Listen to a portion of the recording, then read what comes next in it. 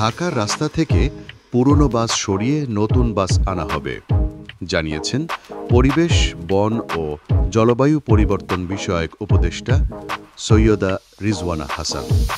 তিনি বলেন, ধোঁয়া ছড়ানো পুরনো বাস আর রাস্তায় চলতে দেওয়া হবে না।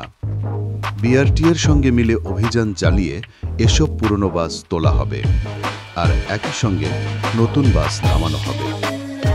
এখন পর্যন্ত 250টি নতুন বাস কেনার টাকার অনুমোদনও পাওয়া গেছে। তবে সরকারি নানা প্রক্রিয়ার কারণে বাসগুলো কবে নাগাদ কেনা যাবে তা নিশ্চিত নয়। শীতের আগেই ঢাকার সব ভাঙা রাস্তা মেরামত করে ধুলা কমানোর উদ্যোগ নেওয়া হবে। রাস্তায় মাটি ঢেকে রাখা, পানি ছিটানো এবং মাটি শক্ত করার কাজও চলবে। সরকার জানিয়েছে, বাতাসের দূষণ কমাতে স্বল্প, মধ্য ও দীর্ঘমেয়াদী পদক্ষেপ নেওয়া হবে।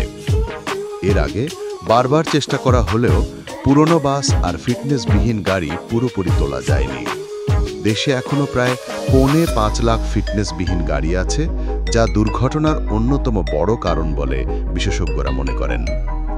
এই বৈঠকে উপস্থিত ছিলেন মন্ত্রণালয়ের সচিব, অতিরিক্ত সচিব, চীনের বিশেষজ্ঞ সহ আরও অনেকে।